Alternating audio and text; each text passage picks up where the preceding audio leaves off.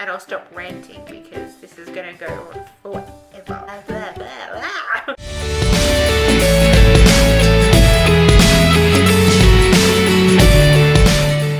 Hey everyone, welcome back to my channel. Today I'm going to be doing a tag, and I haven't done a tag video in a while, so I'm very much looking forward to this one. So I came across this tag on Autumn of Pellinore's channel. I will tag her video down below, as well as the original video that this tag came from too. So this tag is called the Book Snob Book Tag. Let's just get into it and see how we go. So I have a bunch of questions here that I will go through for this tag. The first one is adaptation snob. Do you always read the book before you see the movie? In my case, it's a little bit different. Like, I don't know, I have seen a lot of movies without having read the book, and I feel like some of the things that I've seen has made me enjoy the book more. For example, with Game of Thrones, I would probably not have picked that up without having watched the TV show, because I feel like the TV show has made me want to read the books and has made me, like, I did start reading the first book and I was really into it for some reason. I don't know why I stopped, but I was really into it, and I feel like the TV show made me love it more because I kind of knew I already knew what was going on. It was nice to have like the little bit of extra stuff that was happening, and like the bit of extra character development and history and things like that. But yes, in some cases I will want to read the book before I watch the movie, like The Fifth Wave. I still haven't read that book, still haven't seen the movie, but I was determined to read The Book Thief before I watched the movie, and I'm really glad I did. In that case, I was far better off having read the book before watching the movie. So there are some instances where I would prefer to read the book before the movie and vice versa. It just depends on what it is and how invested I am in reading book or seeing movie before one another. Number 2 is a format snob. You can only choose one format in which to read books for the rest of your life. Which one do you choose? Physical, ebook, or audiobook? This one is super easy. I would always go physical book. I just love being able to hold the book. But there are good points for the ebooks and the audiobooks. I love audiobooks because I can listen to them as I'm doing things. I just can't read them the same way as physical books. The story to me just doesn't come out the same when you're not reading a physical book. I don't know, that's just me. But if you have to, audiobooks are great if you're trying to do other things and you also want to read at the same time. Ebooks are great for traveling, but no matter their good points, I will always go physical books. Number 3 is ship snob. Would you date or marry a non-reader? So I feel like it's good to have differences. Like for me and my partner, he does read on the rare occasion. Like he loves Matthew Riley, but he's not a big reader like me. And I do try and like push books on him, but he won't sit there and just like binge read. He's more of a gamer and I'm more of a reader. So it's sometimes nice to sit there and read, but it's also nice to be doing our own separate things. Like I feel like that's your individuality, and sometimes it's fun when you're both readers and then you can share the same thing and debate the same thing. But in my opinion, I don't care whether you read or you don't read. It's how good of a person you are. Like, because you can have people who read and they're an absolute a-hole. So it doesn't really matter, in my opinion, whether you read or not. Number 4 is genre snob. You have to ditch your one genre, never to be read again for the rest of your life. Which one do you ditch? I feel like with this one, I would probably go with either crime or horror. More so crime, because I haven't really read much of either of the two, and I feel like I'm more inclined to give horror a go, whereas crime is like at the bottom of my list. Mysteries, yeah, they're okay, but crime, like the thriller crime stuff, not really what I'm into reading at the moment. So if I had to choose something to not read, it would be crime, just because it's not something that I'm really interested in reading. I will watch it, but I'm not really invested in reading it, at least at this stage in my life. Number 5 is uber genre snob. You can only choose to read from one genre for the rest of your life. Which genre do you choose?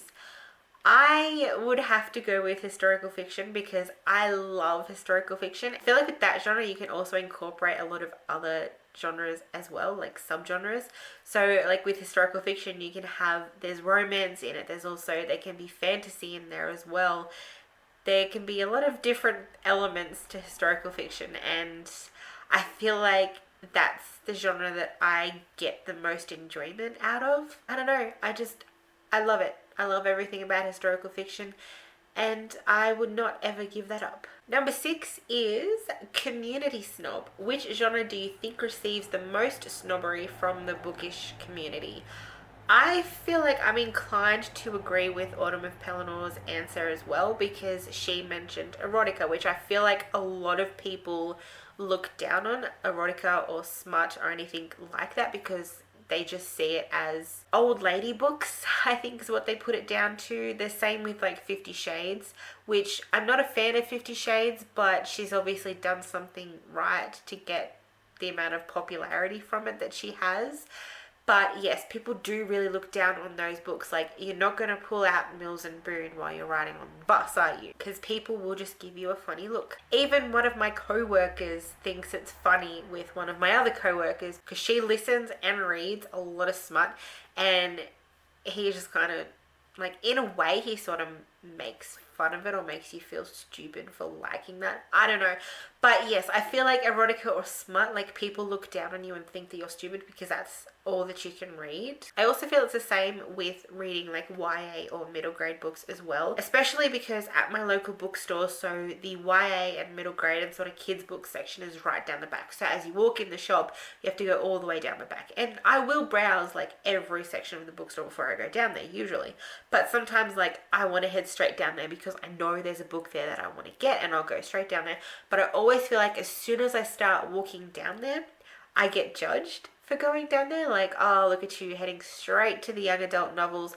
Naturally, like, you won't read anything else. Like, that's how I feel. That could be partially like anxiety or partially because people do actually judge you for going in that section. Either way, I think YA or middle grade books, same as erotica or smut, get a hell of a lot of snobbish remarks and looks from people when they see you reading them. Like, they look at you and think you better be reading some classics because that's the kind of book that everybody needs to read. But you pull out like The Book Thief or some smutty novel or Colleen Hoover even. Like, people will just look down on you for those.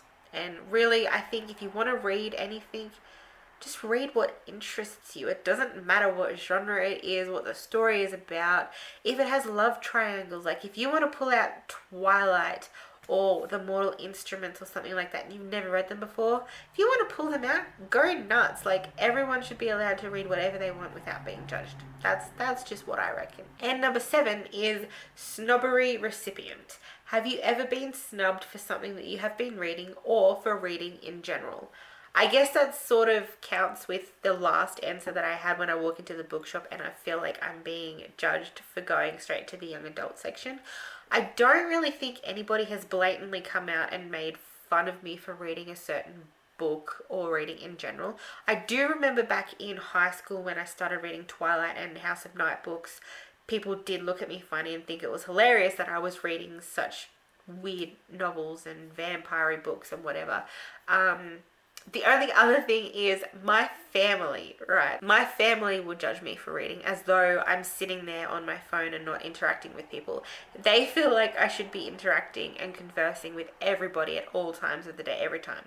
Like, anytime we see them. And to me, it's like, I just want to read.